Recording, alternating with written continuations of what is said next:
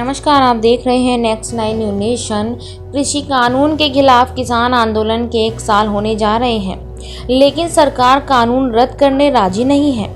ऐसे में किसान आंदोलन भी पीछे हटने को तैयार नहीं है।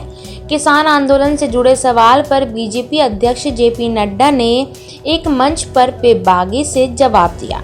इस दौरान उन्होंने कहा कि किसानों से बातचीत के लिए हम आज भी तैयार हैं। किसानों के सहारे बीजेपी की जमीन नहीं हिला पाएंगे। जेपी नड्डा ने कहा कि हमें समझना होगा कि किसान नेता किसानों का नेता या नारा लेकर कई राजनेता देश में किसान नेता के नाम से पहचाने गए हैं। बहुत दिनों के बाद किसानों के बारे में चर्चा हुई।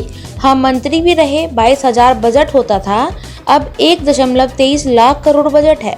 ये कर्ज माफी करके अपने आप को किसान का चैंपियन समझने लग गए हैं। वहीं हमारी सरकार ने 10 करोड़ किसानों को किसान सम्मान निधि के माध्यम से पहुंचाए हैं। बीजेपी अध्यक्ष ने कहा कि कभी कोई किसान सोच सकता था कि उसे पेंशन मिलेगी, उसे पेंशन मिलने लग गई। कभी किसी ने सोचा था कि उर्वरकी की बोरी 2400 की बोरी 1200 में मिलने लगेगी। 1.5 गुना एमएसपी मिलेगी। खरीदी हुई है, एमएसपी थी, है और रहेगी, और हम एमएसपी पर खरीदारी जारी रखेंगे। ये काम हमारी सरकार ने करके दिखाया है। उन्होंने कहा कि आप एक पेन बताते हो तो उसे बेचने का अधिकार आपको सब जगह है, लेकिन किसान फसल उगाता है तो वो फसल मंडी में ही बेच सकता है। ये 70 साल की पाबंदी है या छूट है? हमारी सरकार ने किसानों की फसल को देश में कहीं भी बेचने की व्यवस्था की है। किसानों को साथ 11 दौर की बातचीत हुई। अभी सुप्रीम कोर्ट ने कहा कि इसको सस्पेंड करो, हमने सस्पेंड कर दिया। इसके बाद भी किसान आंदोलन कर रहे हैं। जेपी नड्डा ने कहा कि जब हम किसानों से बात करने को तैयार हैं, हम आपके प्रोविज़न को सस्पेंड करके बात करने को तैयार हैं। आप घोड़े को पानी के पास तक ले जा सकते हैं, लेकिन उसे पानी पीने के लिए मजबूर नहीं कर सकते हैं।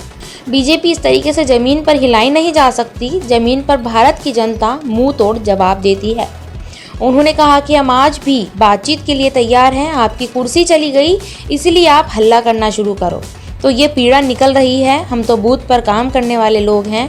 कौन जानबूझकर गड़बड़ कर रहा है और कौन गलती से गड़बड़ कर रहा है, ये पता है। मैं कहना चाहता हूँ, डेमोक्रेटिक प्रोसेस इस तरह कर नहीं होते। पेशेंस जरूरी है कि विपक्ष में काम करने की, जिसे पेशेंस नहीं वो भी विपक्ष में काम कर ही नहीं सकता। जो सुन ले उसको भला। ऐसी और खबरों के लिए देखते रहिए नेक्स्ट 9 न्यूज़ नेशन। धन्यवाद।